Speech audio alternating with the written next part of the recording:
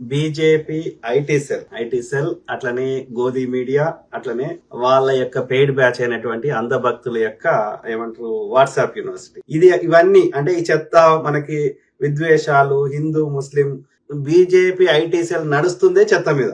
So ఆ చెత్త versus Elon Musk గారి యొక్క ఇది వాళ్ళు రిలీజ్ చేసినటువంటి గ్రాక్ ఏఐకి సంబంధించి చాట్ బాట్ అంటారు. చాట్ బాట్ అంటే చాట్ జీపీటీ ఎట్లయితుందో లేకపోతే డీప్ సీక్ ఎట్లయితుందో ఇట్లాంటిది ఒక యాప్. ఇది గ్రాక్ 3 అంటే లేటెస్ట్ వర్షన్, అంత మోర్ స్టేబుల్ వర్షన్. అది భారతదేశంలో చాలా పాపులర్ అయింది. ఎందుకంటే ఈ బీజేపీ ఐటీ సెల్ ఫేక్లని యొక్క ఏమంటారు నివారించడానికి గోధి మీడియా యొక్క అవాస్తవాలని, ఎందుకంటే బీజేపీ అధికారంలోకి వచ్చింది అబద్ధాల మీద ఫేక్ల మీదనే కాబట్టి దానికి ఫ్యాక్ట్ చెక్ చేసి చెప్తుంటే వీళ్ళకు తట్టుకోలేకపోతున్నారు. నాలాంటి వాడు అట్లా చెప్తే ఇబ్బంది పెట్టిర్రు, చాలా మంది జర్నలిస్టులు చెప్తే వాళ్ళని ఇబ్బంది పెట్టిర్రు. సో బీబీసీ వాళ్ళు అప్పుడు ఏది ఫ్యాక్ట్ చెక్ చేసి చెప్తే మోడీ గోద్రా అల్లరి చేయించిందంటే బీబీసీ మీద రైడ్లు చేసారు. ఎవ్వరు వాస్తవాలు చెప్తే మనమేమి అబద్ధాలు చెప్తలేము, చరిత్రను ఉన్నదన్నట్టు చెప్తున్నాము. నెహ్రూ గారి మీద బురద ఇది కాదురా అయ్యా ఆయన ఇట్లా చేసిండని చెప్తున్నాము. గాంధీ గారి మీద చేస్తే ఎవరి మీద అయినా అయితే ఎందుకంటే ఈ బీజేపీ అనేది 70 ఏండ్లు వాస్తవాలు వాజ్పేయి గారు కానీ అంతకుముందున్న బీజేపీ లీడర్లు ఇంత దిగజారి లేరు. వాళ్ళకి ఈ బ్రాహ్మణ ఐడియాలజీ ఈ మనువాద ఐడియాలజీ ఉన్నప్పటికీ వాళ్ళు ఎంతసేపు ఈ మతం పేరు మీద మనం గెలవాలని ప్రయత్నం చేసిండ్రు తప్ప ఇట్లా ఎదుటోరి మీద బురద తల్లి అబద్ధాలు చెప్పి విద్వేషాలు నింపి అట్లా చేయలే. వాళ్ళు మంచిగా చేసిండ్రా అంటే చేయకపోవచ్చు. కానీ ఇప్పుడు ఉదాహరణకు గుజరాత్ లో మోడీ గారు అధికారం రాకముందు 2002 కంటే ముందు 2001 కానీ 2 కంటే ముందు అయితే ఒకసారి కాంగ్రెస్ వచ్చేది, ఒకసారి బీజేపీ వచ్చేది. అప్పుడు బీజేపీ పరిపాలనలో చాలా వ్యతిరేకత ఉండే. ఆ వ్యతిరేకత నుంచి ప్రజల దృష్టి మరల్చడానికి, ఎందుకంటే వాళ్ళ రీసెర్చ్ చేసిన ప్రకారము ఈ లేటెస్ట్ గా జరిగిన ఇన్సిడెంట్ నే గుర్తు పెట్టుకుంటారు. ఎన్నికల కంటే ఒక 3 నెలలు 6 నెలల ముందు జరిగిన ఇన్సిడెంట్స్ గుర్తు పెట్టుకుంటారు. అంతకంటే ముందు 10 ఏళ్ల కింద ఏమైంది, నోట్ల రద్దు ఏమైంది, పుల్వామా దాడి ఏమైంది, ఇవన్నీ మర్చిపోతారు. అంటే వాళ్ళ మెమరీ షార్ట్ మెమరీ, లేటెస్ట్ గుర్తు పెట్టుకుంటారు. కాబట్టి వాడి యొక్క ఫెయిల్యూర్స్ అన్ని మర్చిపోవడానికి గోద్రా అల్లరి చేయించి అది మతం చుట్టూ తిప్పాడు. అంటే 85% ఉన్న హిందువులకి ఈ 10% ఉన్న ముస్లింల తోటి యొక్క ఇబ్బంది, ముస్లింలు చంపే అవకాశం ఉంది. కాబట్టి వీళ్ళకి రక్షణ కావాలంటే మోడీయే ఉండాలి. అంటే ఏది నీకు ధరలు పెరిగింది, పెట్రోల్ మీద పెరిగింది, ఇంకోటి అయింది అని మర్చిపోతారు. మరి కాంగ్రెస్ వాడు ముస్లింల పార్టీ అంటాడు. మరి వాడు కట్టిన నాగార్జున సాగర్ కింద పంటలు పండించుకుంటున్న అందరూ ముస్లింలు కావాలి. అర్థమైందా? వాడు పెట్టిన కాంగ్రెస్ వాడు పెట్టిన స్కూళ్ళల్లో కాలేజీలో చదువుకుంటున్న వాళ్ళందరూ ఒక్క ముస్లింల కోసమే పెట్టాలి. మరి ఆడ ఓడు హిందూ రైతులు పండించుకోవద్దు. కానీ వాస్తవాలు ఏమున్నాయి? నాగార్జున సాగర్ కింద పంటలు పండించుకుంటున్న దాదాపు 100% మంది హిందువులే. అట్లా మీరు ఏదన్నా తీసుకోండి, కాంగ్రెస్ వాడు స్థాపించిన ఐఐటీలో చదువుతున్న వాళ్ళు గానీ పాఠాలు చెప్తున్న వాళ్ళు గానీ హిందువులు ఉన్నారా, ముస్లింస్ ఉన్నారా? అంటే మనకున్నటువంటి బలహీనతల్ని, మనకున్నటువంటి చదువుకోనితనాన్ని దాన్ని ఆసరాగా చేసుకొని ఇప్పుడు రెగ్యులర్ గా ఫేస్బుక్ లైనా ఇంకో దగ్గరైనా ఎంతో కొంత ఫ్యాక్ట్ చెక్ చేయడం జరుగుతుంది రెగ్యులర్ మీడియాలో కానీ. బట్ ఈ గోధి మీడియాల ఈ వాట్సాప్ యూనివర్సిటీలో ఫ్యాక్ట్ చెక్ చేసే మెకానిజమే లేదు, నిజ నిర్ధారణ లేనే లేదు. ఎవడన్నా చేస్తే గౌరీ లంకేష్ లాంటి వాళ్ళు చేస్తే చంపేయడం. ఇప్పుడు ఈ ఆర్టిఫిషియల్ ఇంటెలిజెన్స్ ఇది వచ్చింది. ఓకే, గతంలో కూడా ఉన్నాయి వాటికి దీనికి తేడా ఏంటంటే చాట్ జీపీటీ ఇంకో దానికి ఏంటంటే ఇది మోర్ ఫ్రెండ్లీ వర్షన్ గా ఉంది. మనిషి సమాధానం చెప్తున్నట్టే ఉంది కాబట్టి అది ఎక్కువ ప్రజలకి పాపులర్ అవుతుంది. ఓకే, మీరు కూడా డౌన్లోడ్ చేసుకోండి, మీకు ఏ క్వశ్చన్ ఉన్నా అడగండి. అయితే ఈ ఆర్టిఫిషియల్ ఏ అంటే ఆర్టిఫిషియల్ ఇంటెలిజెన్స్ అంటే ఏంది? మనకున్న ఇంటెలిజెన్స్ ఎట్లయితే ఉందో అట్లనే ఒక మిషన్ కూడా మన లెక్క ఆలోచిస్తే ఎట్లుంటదని ఒక ప్రయోగం, దాని ఆలోచన బేస్డ్ మీద ఈ కాన్సెప్ట్ వచ్చింది. అంటే ఒక కొత్తది డిఫరెంట్ గా తయారు చేయాలంటే ఏ తోటి సాధ్యం కాదు. దానికి ఇప్పుడు మనం ఎట్లా ఆలోచిస్తాం, మనకి ఎట్లా ఆలోచనలు వస్తాయి? మన ఇంటెలిజెన్స్ ఎట్లా వస్తుంది? మనకు ఉన్నటువంటి మెమరీ, అంటే మన చిన్నప్పటి నుంచి ఇప్పటి వరకు జరిగినటువంటి అన్ని ఇన్సిడెంట్లని బ్రెయిన్ లో దాచిపెట్టుకుంటది కదా. సో ఆ మెమరీని బట్టి మనకు అందులో ఉన్న ఇన్ఫర్మేషన్ బట్టి మనం ఆ డేటా ఆధారంగా కొత్తది ఆలోచిస్తాం. సేమ్ థింగ్ ఇట్లా ఎక్కువ డేటాని ఆ యొక్క మిషన్ కప్ప చెప్తే మిషన్ క్యాల్కులేట్ చేస్తుంది. మిషన్ ఆ డేటా ఆధారంగా మనకి సమాధానం చెప్తుంది. అయితే ఆ డేటా సరిగ్గా ఉంటే సరైన సమాధానం వస్తుంది, ఆ డేటా సరిగ్గా లేకపోతే సరిగ్గా సమాధానం రాదు. అంటే మనకి చరిత్రలో ఏదైనా నిజంగా జరిగిన ఇన్సిడెంట్ ఉందనుకో దానికి కరెక్ట్ సమాధానం చెప్పగలుగుతుంది, ఎందుకంటే కరెక్ట్ ఇన్ఫర్మేషన్ ఉంది కాబట్టి, ఫ్యాక్ట్ ఉంది కాబట్టి. ఫ్యాక్ట్ లేని దగ్గర అది సమాధానం చెప్పలేదు, మనమైనా చెప్పలేము, మన అభిప్రాయాన్ని చెప్పగలుగుతాం కానీ అది ఫ్యాక్ట్ చెక్ చేయలేం. అర్థమైందా? Who is the best prime minister అని అడిగిన అనుకో చెప్పలేదు, ఎందుకంటే ఒక్కొక్కరికి ఒక్కొక్క విషయంలో వాళ్ళు గొప్ప అనిపించవచ్చు. ఒక దుర్మార్గులకి పొద్దుగాలేసి విద్వేషాలంటే నచ్చిన వాళ్ళకి మోడీ మంచిగా అనిపించవచ్చు, కాబట్టి అట్లాంటి వాటికి సమాధానం చెప్పలేదు కరెక్ట్ గా. కానీ యొక్క ఫలానా సంవత్సరం నెహ్రూ గారు ఏ సంవత్సరంలో చనిపోయారు, ఎస్ అది డేటా ఉంది కాబట్టి, ఫ్యాక్ట్ ఉంది కాబట్టి చెప్పగలుగుతుంది. సో అట్లా ఇప్పుడు ఏమైపోయిందంటే భారతదేశంలో ఈ యొక్క ఈ గ్రాక్ 3 అంటే లేటెస్ట్ వర్షన్. ఓకే, ఏది ఈ యొక్క ఈలాన్ మస్క్ తయారు చేసినటువంటిది. ఓకే, ఈ ఈలాన్ మస్క్ ఓపెన్ ఏఐ కంపెనీలో పనిచేసిండు కానీ వాళ్ళకి ఆ యొక్క డెసిషన్ మేకింగ్ లో అభిప్రాయ భేదాలు వచ్చి ఆ తర్వాత ఆయన బయటకు వచ్చిండు ఓపెన్ ఏఐ ఆ కంపెనీ నుంచి, చాట్ జీపీటీ కంపెనీ నుంచి వచ్చి ఈయన ఇప్పుడు ఈ ఎక్స్ ట్విట్టర్ ని కొనుక్కున్న తర్వాత ఎక్స్ అని మార్చండి దాని పేరు. సో ఆ మార్చినాక ఇప్పుడు స్పేస్ టెక్నాలజీలా టెస్లా ఆయనదే. సో ప్రపంచంలో బిగ్గెస్ట్ బిలియనీరు, అంటే అత్యంత ధనవంతుడు. ఇప్పుడు ట్రంప్ గారితో అన్ని డెసిషన్ మేకింగ్ లో అన్నిట్లలో ప్రభుత్వంలో కీలక పాత్ర పోషిస్తున్నాడు. సో అందులో XAI అనేది ఆయన ఆ యొక్క ఆర్టిఫిషియల్ ఇంటెలిజెన్స్ సంబంధించిన విభాగంలో వాళ్ళు తయారు చేసిన ఇది యాప్ లేదా చాట్ బాట్ ఏది గ్రాక్ 3. సో అందులో దాన్ని రకరకాల ప్రశ్నలు అడిగినరు, లేదు మన అందరూ సామాన్యులు ఎవరైతే డౌన్లోడ్ చేసుకున్నారో ఉత్సాహవంతులు అడిగితే వాటికి అది సమాధానాలు చెప్తుంది. ఆ సమాధానాలు చెప్తుంటే వీళ్ళకి తట్టుకోలేకపోతున్నారు. మేము ఇన్నేళ్లు ఫేక్ చెప్పి మేము అధికారం రావడానికి అధికారాన్ని దుర్వినియోగం చేస్తే పొద్దుగాలేసి మేము విషయం నింపుతుంటే అది ఫ్యాక్ట్ చెక్ చేస్తుంటే అది కూడా సామాన్యులకు అర్థమయ్యే భాషలో చెప్తుంటే అది వీళ్ళు అంటే మనం చేసే ఎఫర్ట్ కి 1000 times with data with facts everything అది ఇచ్చే వరకు వీళ్ళకి మనసును పట్టక ఏమంటారు, అది కాంగ్రెస్ వాళ్ళది అని చెప్తున్నాడు. దాన్ని కూడా విషయ ప్రచారం చేస్తున్నారు. అంటే మీరు ఆలోచించండి, వెనుకటి నుంచి ఇప్పటి వరకు ఎన్ని రకాలుగా మన చెవులలో చెత్త నింపినరు ఈ బ్రాహ్మణులు గాని వాళ్ళ యొక్క ఆధిపత్యాన్ని కొనసాగించడం కోసం అనేది మనం ఇక్కడ గమనించాలి. RSS అనే సంస్థ స్వతంత్ర ఉద్యమంలో పాల్గొన్నదా అంటే పాల్గొనలేదు అని చెప్తున్నారు. సావర్కర్ దేశభక్తుడా? కాదు, ఆయన బ్రిటిష్ వాళ్ళ దగ్గర పెన్షన్ తీసుకునేవాడు అని చెప్తున్నారు సమాధానం. ఏమేం క్వశ్చన్లు అడిగారు, ఏమేం చెప్తుంది. అదేది మోడీ బీజేపీ వాళ్ళు చేసిన అబద్ధాల లిస్ట్ చెప్పండి అంటే అడిగితే ఏం చెప్తుంది, మోడీ యొక్క బీజేపీ వాగ్దానం చేసింది సంవత్సరానికి 2 కోట్ల ఉద్యోగాలు ఇస్తా అని. ఏమని చెప్తుంది డేటా ఆధారంగా, సంవత్సరానికి 6 నుంచి 7 లక్షల ఉద్యోగాలు మాత్రమే ఇచ్చారు, 2 కోట్లు కాదు. ఓకే, అక్కడ అన్ఎంప్లాయ్మెంట్ 2014లో డాక్టర్ మన్మోహన్ సింగ్ గారు కాంగ్రెస్ ప్రభుత్వం లేదా యూపీఏ ప్రభుత్వం దిగిపోయే నాటికి నిరుద్యోగుల సంఖ్య 4.9%, అంటే 100లో 4.9 లేదా 5 మంది నిరుద్యోగులు ఉండే.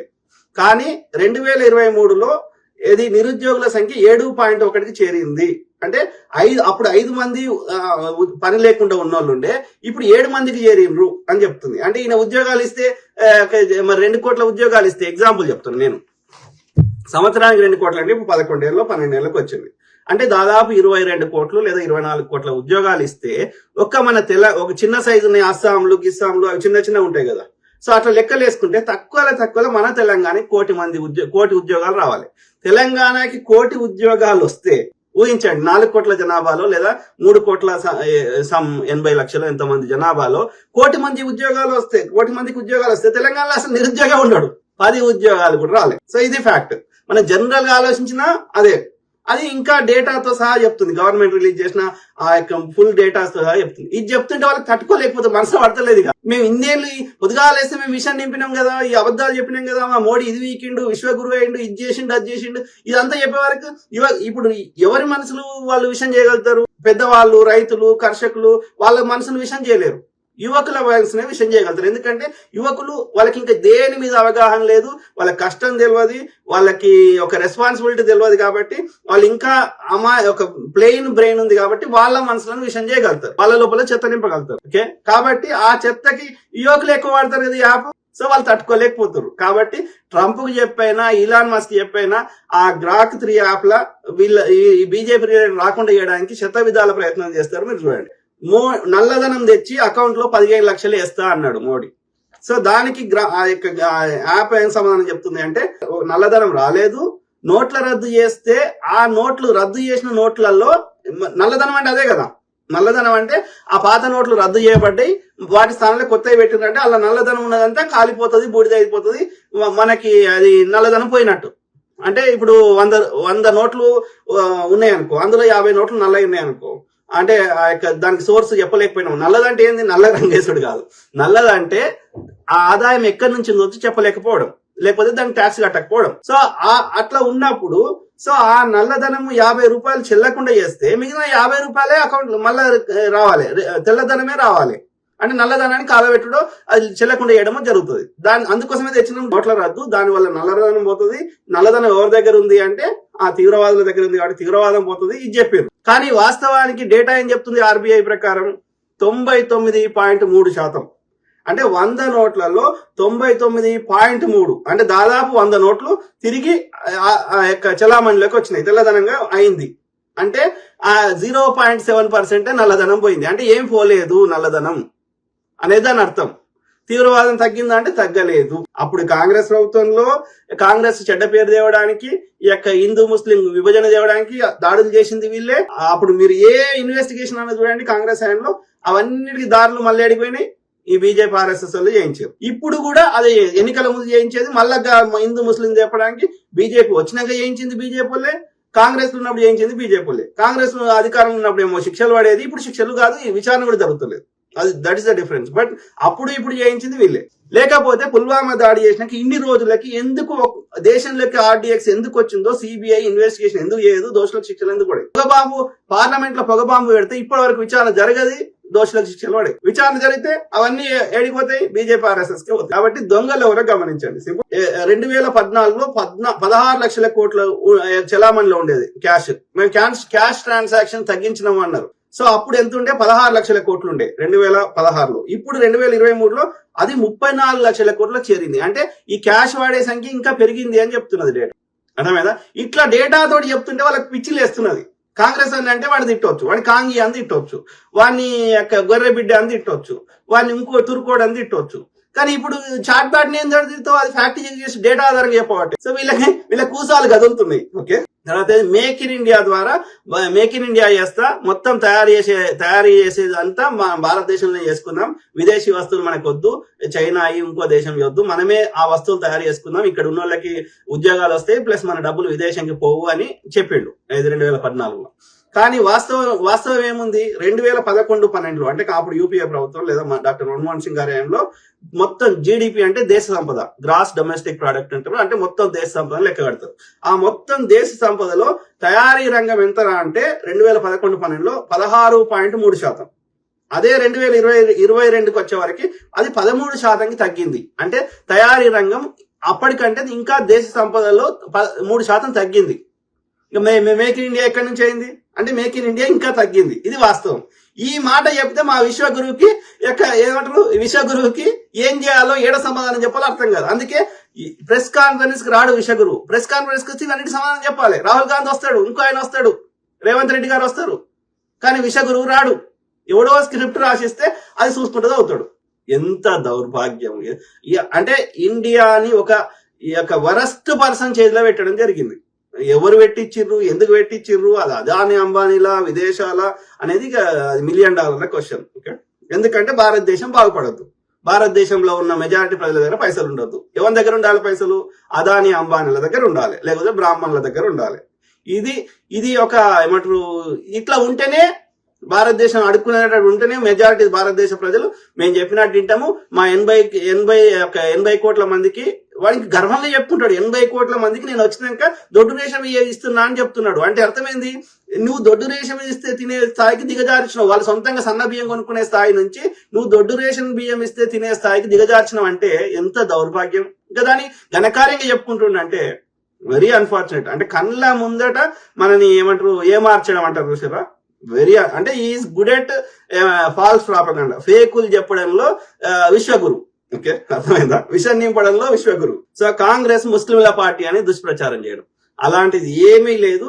కాంగ్రెస్ అనేది సెక్యులర్ పార్టీ, అన్ని కులాల వారిని అన్ని మతాల వారిని సమానంగా చూస్తుంది అని ఆ చాట్ అది సమాధానం చెప్తుంటే వీళ్ళకి మనసులో పడతారు. వాస్తవం అని చెప్తే మనసులో పడతలేదు. ఇది కాంగ్రెస్ వల్ల చాట్ జీపీటీ కాంగ్రెస్ వాడు చెప్తే వింటాడా? ఇంకా నువ్వు ట్రంప్ దోస్తు కాబట్టి నువ్వు ట్రంప్ ఇలాన్ మస్క్ ట్రంప్ చెప్తున్నావు, నువ్వు చెప్తూనే వింటాడు. కాంగ్రెస్ వాడు చెప్తుంటాడు, ఎవడు వింటాడు? అట్లనే మోడీ హయాంలో అవినీతి లేదు, మేము అసలు నేను ఫకీర్ని జోలా తీసుకుని పోతా, నాకు భార్య లేదు పిల్లలు లేదు అన్నారు. కానీ మోడీ వచ్చినాక వాళ్ళ కుటుంబ సభ్యులు అందరు ధనవంతులు అయినరు, నేను అత్యంత ధనవంతులని చెప్పిండ్రు. ఇవాళ అదాని పేరు మీద ఆ కంపెనీలకు ఇస్తున్నాయి భూగనులు, భూగర్భ జల గనులు, ప్రభుత్వ రంగ సంస్థలు, ఇంక ఏ ఆయిల్ కంపెనీలు, ఏది విదేశాల్లో అన్ని కాంట్రాక్టులు అన్ని దేశాలతోటి అన్ని మోడీకి సంబంధించిన కుటుంబ సభ్యులే. ఓకే, మోడీకి పెళ్ళాం లేదేమో గానీ పిల్లలు లేరేమో గానీ అన్నలు అక్కలు చెల్లెళ్ళు మస్తు మంది కుటుంబ సభ్యులు ఉన్నారు. సో అవి మోడీవే. అందులో ఒక 10 or 15% మాత్రమే అదానికి పోతుంది, మిగిలిందంతా ఆయనకి వస్తుంది. నిన్న మొన్న నేనే ప్రపంచంలో ధనవంతుని చెప్పుకుంటుండు. గ్రాక్ 3 ఏం చెప్తుందంటే రాఫైల్ ఒప్పందంలో అవినీతి జరిగింది, ఎలక్టోరల్ బాండ్స్ లో అందులో 50% పైగా ఆ చందాలు కేవలం బీజేపీకే వచ్చినాయని చెప్తుంది అది. ఓకే, అట్లనే PM care funds, PM relief funds ఉండే డాక్టర్ మన్మోహన్ సింగ్ గారు, అది ఆర్టీఐ కింద ఉండే. కాంగ్రెస్ వాడు తినాలనుకుంటే సమాచార హక్కు చట్టం ఎందుకు తెస్తాడు? ఇట్లా అప్లికేషన్ వేసుకోగానే మీకు మొత్తం సమాచారం పారదర్శకత కోసం మీకు ఏమైతుందో తెలవాలని ఎందుకు చెప్తాడు? వాడు అసలు సమాచార హక్కు చట్టమే లేకపోతుండే. ఆ సమాచార హక్కు చట్టానికి తూట్లు పడుస్తుంది.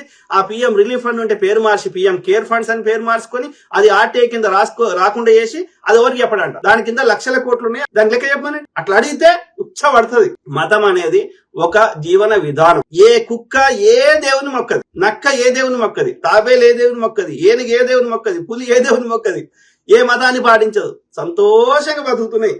అడవిలో ఏ చెట్టు ఏ దేవుని మొక్కది. అర్థమైందా?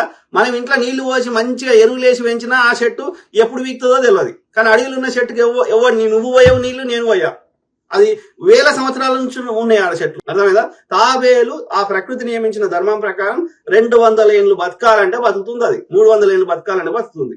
దానికి ఏ రోగం వస్తలేదు, ఏమైతలేదు. ఏనుగు 100 ఏళ్ళు బతకాలంటే 200 ఏళ్ళు బతకాలంటే బతుకుతున్నాయి. ఎందుకంటే మనుషులు ఇన్ని ఫెసిలిటీస్ లేవు, ఏం లేకున్నా 100 ఏళ్ళు బతకాలని అప్పుడు శతమానం భవతి అని ఆశీర్వాదం ఇచ్చేటోళ్ళు. అంటే 100 ఏళ్ళు బతికేటోళ్ళు. కొన్ని విలువలతోటి బతికితే ఇంకా ఉన్నదానికంటే ఉన్నతంగా బతుకుతాం, ఇంకా సంతోషం బతుకుతామని ఎవరికి దోషిందో వాళ్ళు చెప్పారు. బుద్ధుని దోషింది ఆయన చెప్పిండు, ఇంకో జీసస్ ఆయన దోషింది ఆయన చెప్పిండు, ఆ ప్రాఫిట్ ఆయనకు దోషం ఆయన చెప్పిండు. అట్లనే ఇప్పుడు ఈ సోకాల్డ్ హిందూ మతం అని చెప్తున్న దానిలో ఎవరికి దోషిందో వాళ్ళు చెప్పారు. అది నచ్చితే పాటించండి, వేరే వాళ్ళకి నష్టం కానంత వరకు, అది యొక్క మూఢనమ్మకాలు లేనంత వరకు ఎవరికి నచ్చిందో వాళ్ళు పాటించుకోండి. నేను దాంట్లో అది వ్యక్తిగత విశ్వాసం, దానికి ఆధారాలు లేవు, ఎక్కడ దానికి ఇది మంచిగా అవుతుందని ఎలాంటి సైంటిఫిక్ ఇది లేదు. కానీ వేరే వాళ్ళకి నష్టం కానంత వరకు ఒక విశ్వాసంతో ఒక జీవన విధానంతో బతుకుతా అంటే ఎవరికి నష్టం లేదు.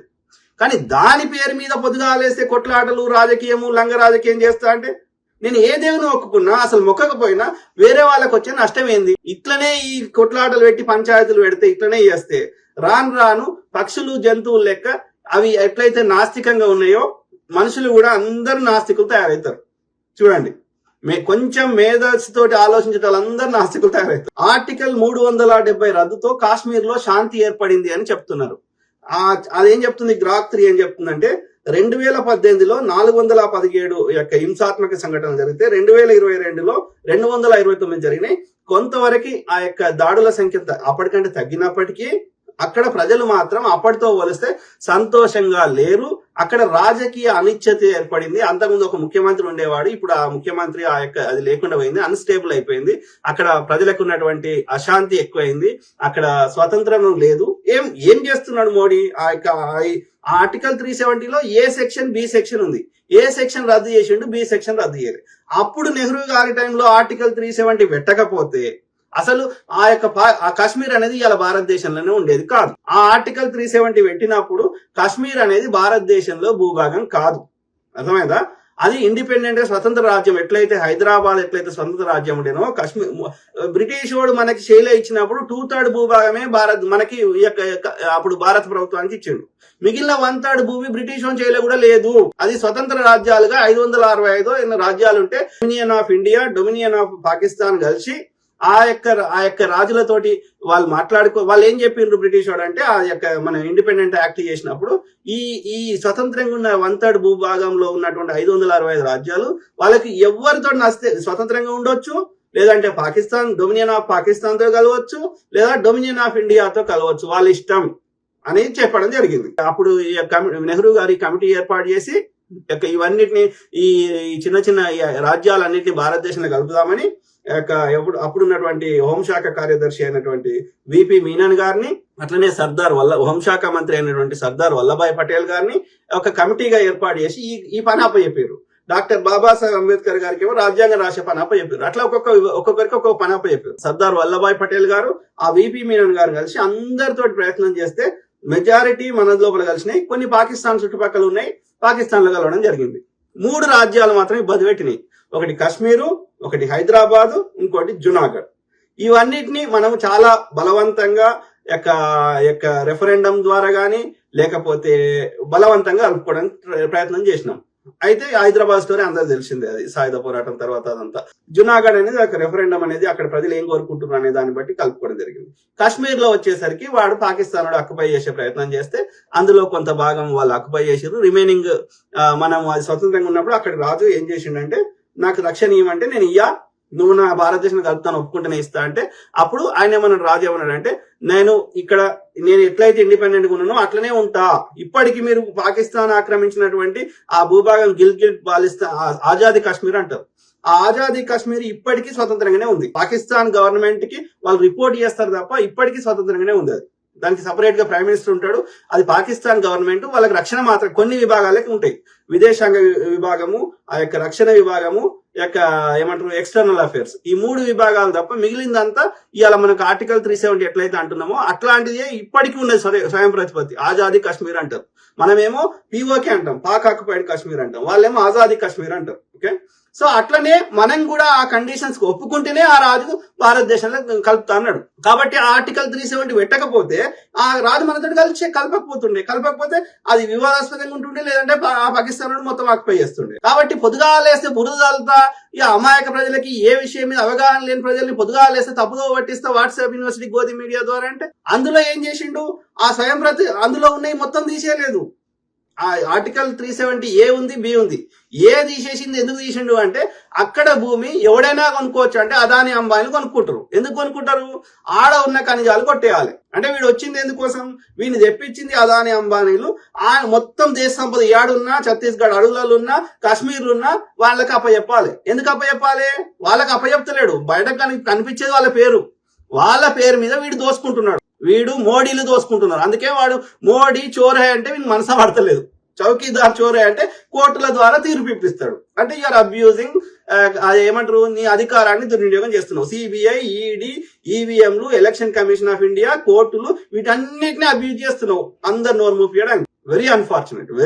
భారతదేశ చరిత్రలో, స్వతంత్ర భారతదేశ చరిత్రలో ఒక దుర్దశ నడుస్తున్నది ఈ గత 10 ఈ మోడీ పాలన. వాజ్పేయి గారు ఆయన ఎక్స్ట్రీమ్ భావజాలము, బ్రాహ్మణ ఇదంతా ఉండే గానీ గింత అధ్వానం లేకుండే మనిషి. సో అట్లనే డబుల్ ఇంజన్ సర్కారు చాలా మంచిది, గణనీయమైన అభివృద్ధి చేస్తున్నాం డబుల్ ఇంజన్ సర్కార్ ద్వారా అని వీళ్ళు గొప్పలు చెప్పుకుంటున్నారు వాట్సాప్ యూనివర్సిటీలో, మా విశ్వగురు ఇట్లా అట్లా అని. కానీ అదేం చెప్తుంది, యూపీలో బీజేపీ పరిపాలిస్తున్న యూపీలో 20 కోట్ల మందికి పైగా ఉంటారు అక్కడ జనాభా.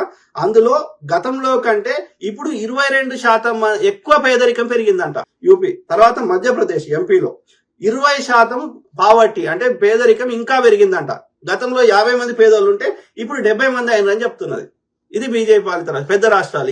ఇక అస్సాంలు, మణిపూర్లు, వాటి సంగతి చెప్పాలన్నా మనం ఆలోచించండి. తెలంగాణలో బీజేపీ వస్తే ఎట్లుంటుందో ఆలోచించండి. భస్మాసుర హస్తం కంటే ప్రమాదకరమే. ప్రెస్ కాన్ఫరెన్స్ లకు రాని ప్రధానమంత్రి ఎవరు అని అడిగితే మోడీ అని చెప్తుంది ఈ గ్రాక్. ఓకే, వాస్తవం కూడా ప్రధానమంత్రి ఇప్పుడు ప్రెస్ కాన్ఫరెన్స్ లకు రాలేదు. గోధి మీడియా ఎవరు అంటే చెప్తున్నది మొత్తం. ఇప్పుడు చెత్త నింపుతున్న నార్త్ ఇండియా ఛానల్స్ అన్ని కూడా చెప్తుంది, అర్ణవ్ గోస్వామి అవన్నిటి గురించి చెప్తుంది. మీరు కూడా అడగండి. ఆ గ్రాక్ 3 యాప్ డౌన్లోడ్ చేసుకుని మీకు ఏ ప్రశ్న వస్తే అది అడగండి. ఓకే, అలా ఫ్యాక్ట్ ఉంటే చెప్తుంది, ఫ్యాక్ట్ లేకపోతే సరిగ్గా చెప్పలేదు. అది ఇంకోటి ఏం చేసిండట అంటే, ఈ యొక్క ఈలాన్ మస్క్ కావాలని కొంట పని ఏం చేసిండట అంటే, గతంలో వాటికి రిస్ట్రిక్షన్స్ పెట్టేవారు. అంటే బూతులు తిట్టకుండా రిస్ట్రిక్షన్ పెట్టేవారు. అట్లాంటి రిస్ట్రిక్షన్ పెట్టలేదు. అంటే నువ్వు బూతులు తిడితే అది కూడా తిట్టేటట్టు పెట్టిండు. ఆయన చెప్పింది అది. ఈలాన్ మస్క్ ఏమన్నాడు అంటే దీన్ని మోర్ హ్యూమానిటీ సర్కాజం తో, అంటే ఈ సటైర్లతోటి ఈ యొక్క దీన్ని మోర్ హ్యూమన్ ఫ్రెండ్లీగా చేద్దామని ఆయన ఎలాంటి రిస్ట్రిక్షన్ పెట్టలేదు. నువ్వు బూతులు తిడితే అది తిడుతుంది. సో అర్థమైందా? అందుకని అది ఎక్కువ పాపులర్ అవుతున్నది. ఓకే, అంటే నీకు మనిషి చెప్పినట్టు, మనిషి ముచ్చడి చెప్పినట్టుగా అనిపిస్తుందంట. ఓకే, ఇప్పుడు ఔరంగజేబు ఏం కూర వండుకొని తిన్నాడు, యొక్క కులకేసి ఎవరితో వండుకున్నాడు అంటే దాని సమాధానం లేదు. కాబట్టి అది ఏదో ఒకటి పిచ్చి ఆన్సర్ చెప్తుంది. అర్థమైందా? ఎందుకంటే నీకు నువ్వు ఉట్టి ఖాళీగా పంపకుండా, కానీ నీకు నచ్చినట్టు చెప్తుంది. కానీ ఏదైతే ఆధారం ఉందో, ఔరంగజేబు ఏ సంవత్సరంలో చనిపోయిండు అంటే కరెక్ట్ చెప్తుంది. ఎందుకంటే ఆధారం ఉంది కాబట్టి. సో ఆధారం ఉన్నటువంటి క్యూరియాసిటీ, మీకు ఏమైనా ప్రశ్నలు ఉంటే అడగండి. ఓకే, ఇంకోటి సోనియా బార్ డాన్సర్ అని అంటున్నారు, అది ఎంతవరకు నిజం అని ప్రశ్న అడిగితే ఆమె బార్ డాన్సర్ గా ఏనాడు లేదు, ఆమె ఒక చదువుకునేటప్పుడు రెస్టారెంట్ లో పనిచేసింది అంతవరకే అని చెప్తుంది. ఇట్లా చెప్తుంటే, ఈ వాస్తవాలు చెప్తుంటే ఇది కాంగ్రెస్ చాట్ బాట్ అని దుష్ప్రచారం చేస్తున్నారు.